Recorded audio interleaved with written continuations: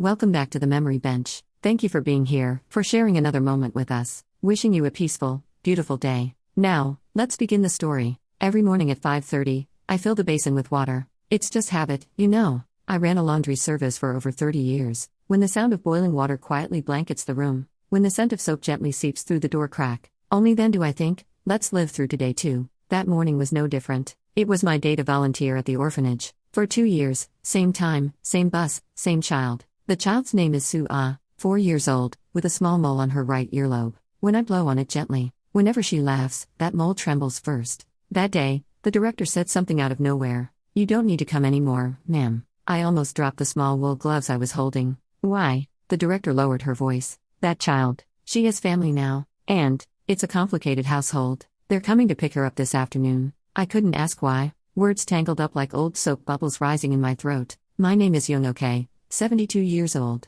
I ran a laundry in Incheon, closed it down, and now live in a semi-basement in Bangcheon-dong. My quirk? I fold handkerchiefs into quarters and keep them in my pocket. My habit?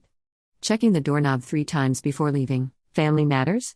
My husband passed early, and I haven't spoken a single word to my son Diyun in 12 years. We turned our backs on each other over a loan guarantee issue. In between, I lived folding and unfolding regret like laundry. Going to the orphanage was my way of trying to dry someone else's wet heart, including my own heart that I couldn't dry. After morning volunteering, around Sua's nap time, I brushed the hair back from her forehead and whispered, "Sue Ah, dream warm dreams today." That's when the front entrance became noisy. 2 men in suits entered the director's office. Shortly after, the director called me. "The guardians have arrived." Through the door crack, I caught sight of something that pierced my eyes. A family crest on one man's tie. It looked like that foundation logo I'd seen on TV news several times. Hospitals, schools, scholarship programs, and that household where courtroom battles never ceased. The phrase "this kind of household" froze like ice behind my uvula. One of the men closed the door and spoke in a low voice. "Internal verification is complete. Genetic testing is prepared as well. We'll take the child today." The director's eyes wavered. "But the procedures? Our legal team will handle the procedures."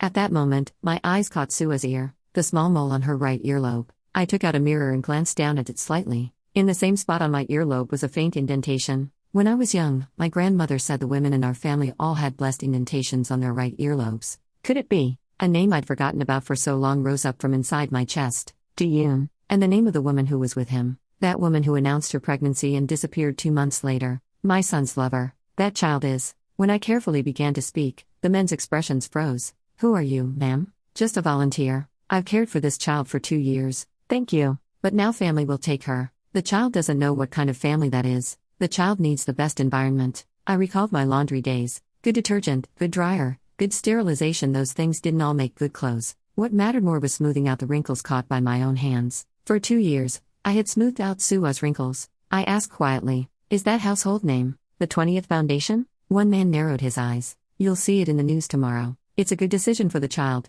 for the foundation, for everyone. A good decision for everyone." In those words, I saw someone was missing. Sue Ah herself, and Sua's past. The child's flushed cheeks, the rough breathing from struggling with bronchitis every winter. Those moments when the small mole on her earlobe looked like grandmother's earlobe. The director handed me an envelope. "Young okay, ma'am. Actually, this arrived last night. No sender. Just one line, please protect the child." Inside the envelope, a draft of delayed birth registration documents, a copy of maternity records, and a photograph. The woman in the photo was the last woman I'd seen. My son's lover. And the small life that had been in her belly. Thin handwriting on the back of the photo. "If you see a small mole on the ear, it's from the maternal grandmother's side." For the first time in my life, I felt my heart pulled taut like a clothesline. Maternal grandmother's side then, this child is. My knees gave out, I leaned against the wall. The men talked about the Foundation's protection program, expert childcare, the treatment, education, and future the child needed. I said, if it's a good environment, it should embrace the child's past too. Who held this child for 4 years, what she's afraid of, what song she falls asleep to, remembering that is what makes an environment. One man smiled bitterly.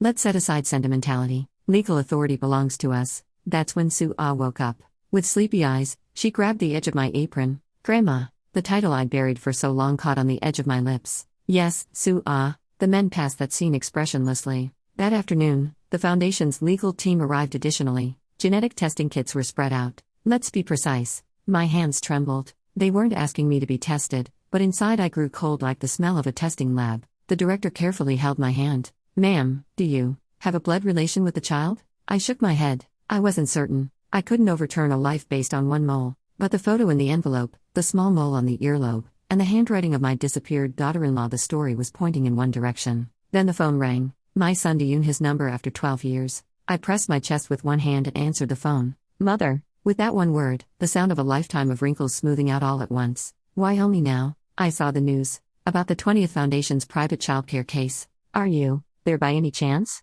I gasped for breath. Yes. Mother, that child, is she my child? I couldn't answer. Sue-ah was quietly shaking the edge of my apron, holding on. That touch soaked my heart once more, like a wet handkerchief. White walls, cold fluorescent lights. After a long time, I smelled the scent of a hospital testing lab, disinfectant and dust, and the air mixed with tense breaths. The Foundation side presented documents, and Sue-ah's genetic test proceeded. The moment the swab gently swept inside the child's mouth, Sue-ah tightly gripped my collar. Grandma. Just from that voice, I already wanted to know the answer. But paper can't write down smell, body temperature, or memories. 2 days later, the results came out. Between the child and the 20th Foundation's direct family, 99.8% match. The men didn't hide their smiles. Now it's clear. The child is the Foundation's granddaughter. I nodded, but inside I was empty. The 0.2% that 99.8% couldn't tell. In that 0.2% were the body heat, songs, and wrinkled touch I'd built up over 2 years. That evening, the director carefully handed me an envelope.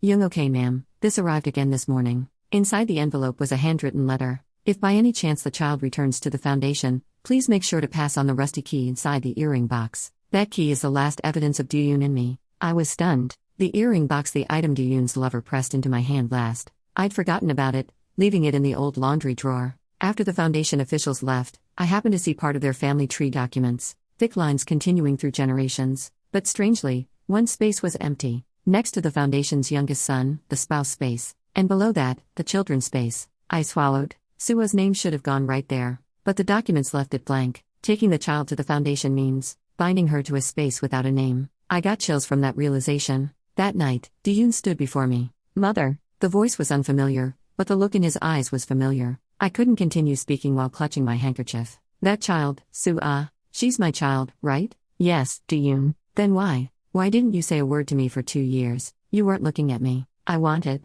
to protect her even from beside you, because she's your child. Diyun bowed his head. The Foundation will raise my child only as family lineage. They might erase her name and call her by a number. I don't have the power to stop them. I covered his hand with my trembling hand. If you don't have power, we must become the power. The footsteps that only ran away must stand together today. Just then, Sue-ah suddenly started coughing, rough breathing, gasping for air, her face turning red. It's a bronchial attack.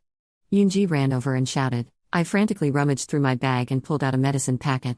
The inhaler I'd gotten from the hospital last winter. When I held it to her mouth, Sue-ah gradually steadied her breathing. Minor medical history that doctors and test results don't reveal. But I knew. In what season her cough worsened, what songs to sing to calm the child. At that moment I realized, family isn't proven by blood alone. Family was someone who remembers breathing patterns. I searched through drawers all night. In an old apron pocket, a small earring box. From inside, a rusty key rolled out with a click. My fingertips trembled. That key is the last evidence of Diyun in me. The handwriting left by my disappeared daughter-in-law echoed in my ears. The next day, I opened an old warehouse with Diyun. The key fit perfectly. Inside was a box. Inside that, medical records right after birth. An early vaccination booklet left for the child. Most importantly, a birth certificate with Father Diyun's name written on it. I closed my eyes. Now, the name remains on paper too. Diyun said in a trembling voice. Mother, back then I'm sorry I couldn't protect anything. No, we found it now, and that's what matters. The Foundation came again to take the child. They presented genetic test results, and we presented the birth certificate. I am this child's legal guardian. Diyun's voice was firm. And this person is the child's maternal grandmother. For 2 years, caring for this child. She remembers the child's medical history, habits, everything. The Foundation official's face hardened. If this matter becomes known to the media, I cut off his words. Whether you publicize it or not, don't erase the child's name. That's what family does. After people left, only Diyun, Sue-ah, and I remained in the house. Sue-ah grabbed the edge of my apron and whispered, Grandma. With that one word, I collapsed. The 12 years of silence shared with my son, all that time melted away. Diyun bowed his head toward me. Mother, can we start again? I gently embraced his shoulders. We've already started again. That evening, I hung handkerchiefs on the clothesline. Listening to the sound of handkerchiefs fluttering in the wind, I thought, family isn't written on paper, it's the name that fills in blank spaces, blocking the blank spaces in documents, and leaving the name grandmother in a child's memory. As if looking at a camera, I said lastly,